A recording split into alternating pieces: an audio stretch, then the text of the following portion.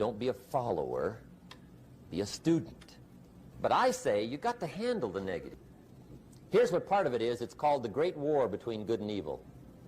And there is a war on. The minute you were born, you got involved in the war between good and evil, between darkness and light, between negative and positive, between evil and good, between tyranny and democracy, between weeds and human activity. I mean, the war is on. In the absence of light, guess what's automatic? Darkness.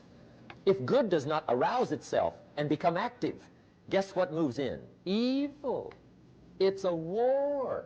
A mental war, a physical war, a financial war, between accomplishment and failure. It's a war. That's why there's an Old Testament phrase that gives the best advice for human activity when it says, 6 days labor, 1 day rest. Now, I'm sure we've taken that to mean, don't work all 7 days, take 1 off. Here's what it also means, only take 1 off. I think what it means is pick a direction and go with everything you got. Just pick one and go. I told my staff the other day, next best to prosperity is adversity. If one doesn't get you, pray for the other. We all do better from one of 2 reasons, inspiration or desperation. Whatever it takes to get you to try harder, read more, set your goals, and go for it. Somebody asked me one time, what quality would I pick if I wanted to work with somebody? And you know what I picked first? Number 1, strong feeling. Please, number 1, give me somebody that feels strong. About most anything, I don't even care. Just so they believe it. Even if they disagree with me. Wonderful. Just so they disagree vigorously. I'm not saying it's easy to win those kind of people to your point of view. The good Lord needs a leader for the early Christians. Remember the early days of the Christians? Not like today. I mean, those were ugly days. Being a Christian back then was not called socially acceptable. It said, the things I once hated, I now love. The things I once loved, I now hate. See, that's strong.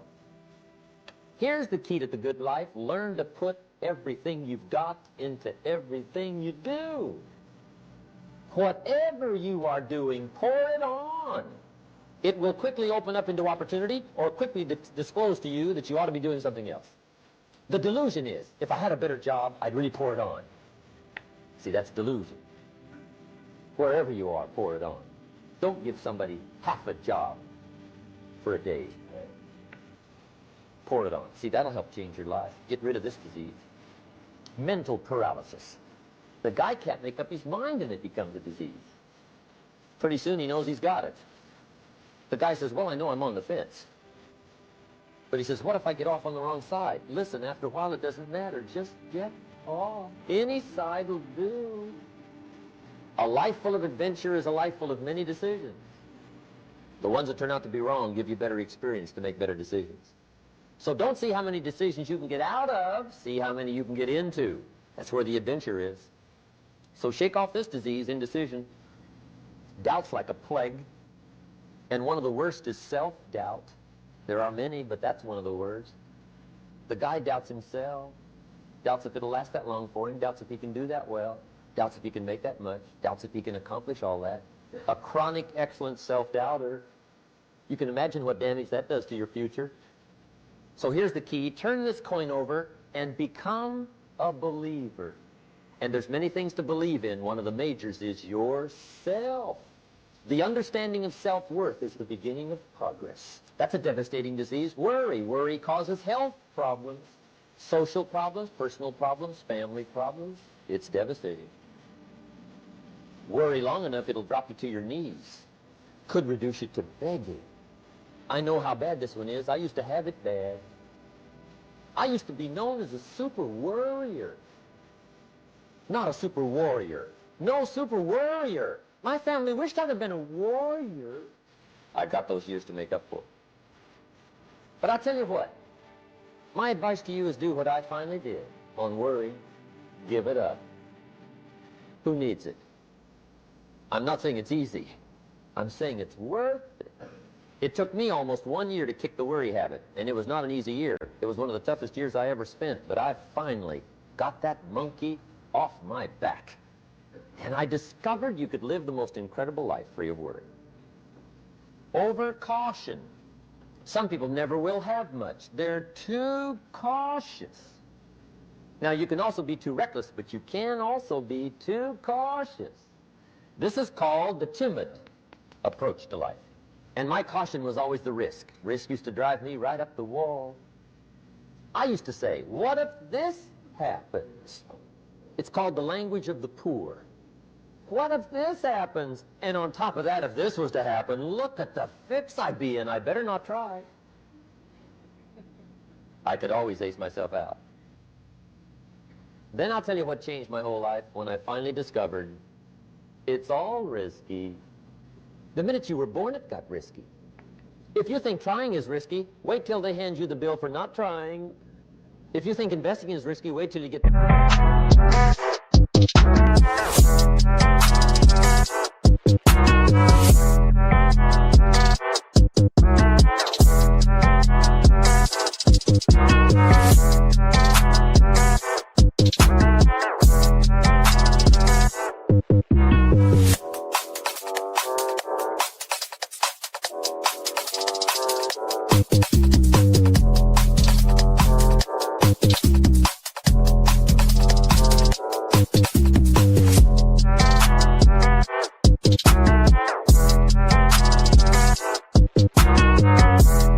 For not investing. See, it's all risky. Getting married is risky. Having children is risky. Going into business is risky. Investing your money is risky. It's all risky. I'll tell you how risky life is. You're not going to get out alive. That's risky. The Englishman says, well, if that's the way it's going to work out, let's give it a go. Right. That's what it's for. Give it a go.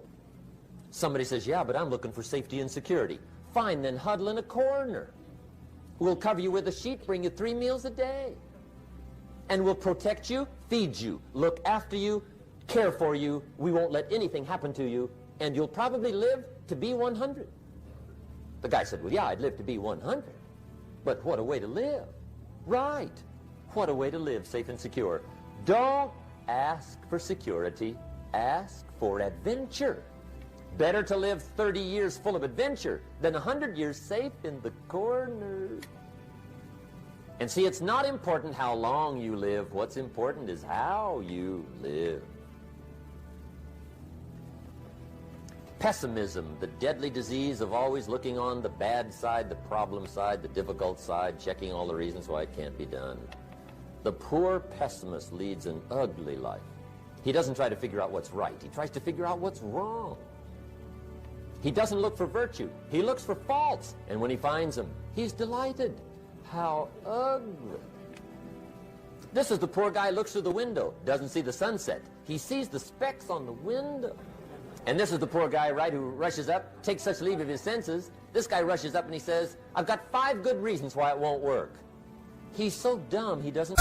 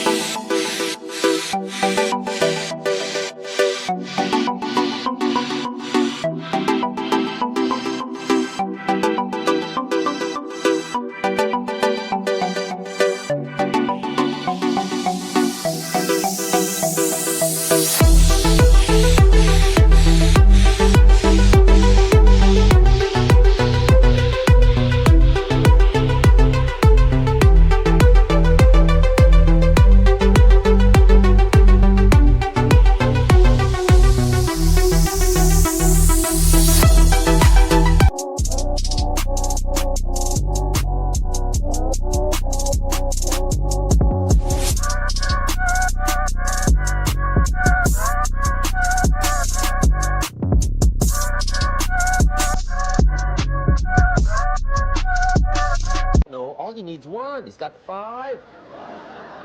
To the pessimist, the glass is always half empty. To the optimist, the glass is half full. Why would the same measure affect people two different ways? Answer: it all depends on how you look at it.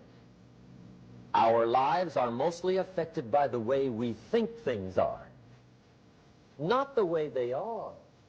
The way we think they are affects us most. Poor thinking habits keeps most people poor. Not poor working habits. Most people work hard, but they don't think hard. The mind is like a factory, a mental factory. And whatever you think about all day long pours ingredients into this mental factory. And that's what builds the economic, social, financial fabric of your life. He quoted me a Bible phrase that says, as you think, so you become. How awesome. He talked about poor thinking habits he had me. I used to start the day reading the morning newspaper. I mean, you can believe that or not.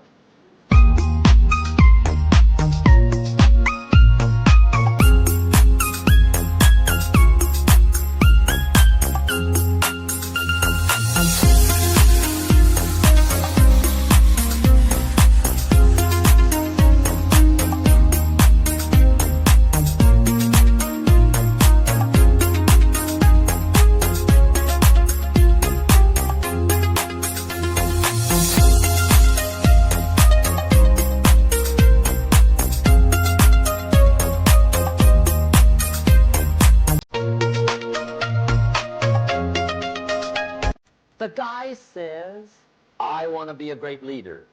Wonderful. The first thing we do is follow him to his house. When we get there, we walk in and check his library, number one. Somebody says, well, why check his library? The reason is because what a man reads pours massive ingredients into his mental factory, and the fabric of his life is built from those ingredients. You would not believe what some people have got in their house to read. You would not believe. One of the best dressed up words I know for a lot of it is trash. Can you imagine dumping a barrel of trash?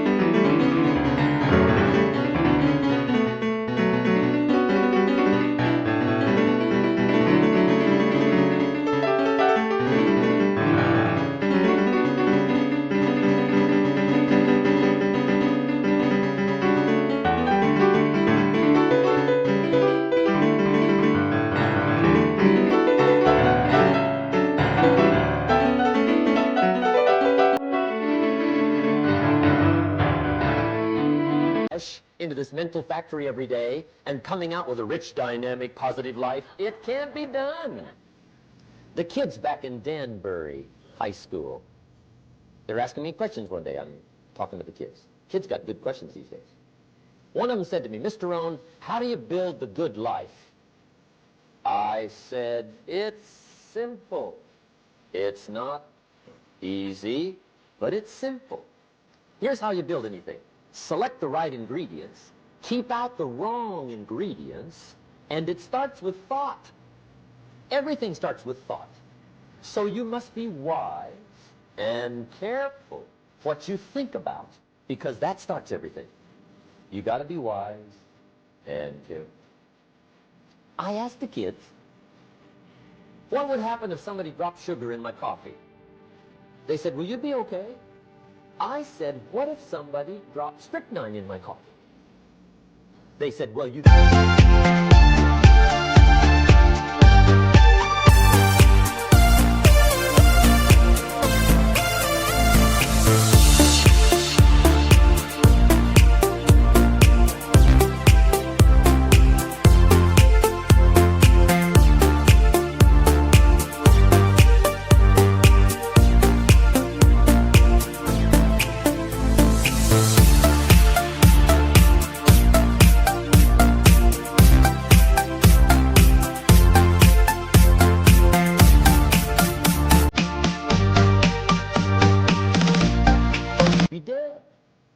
I said, correct. Lesson 1. Life is both sugar and strychnine. You gotta be careful. I said, what if my worst enemy drops in the sugar? They said, will you be okay?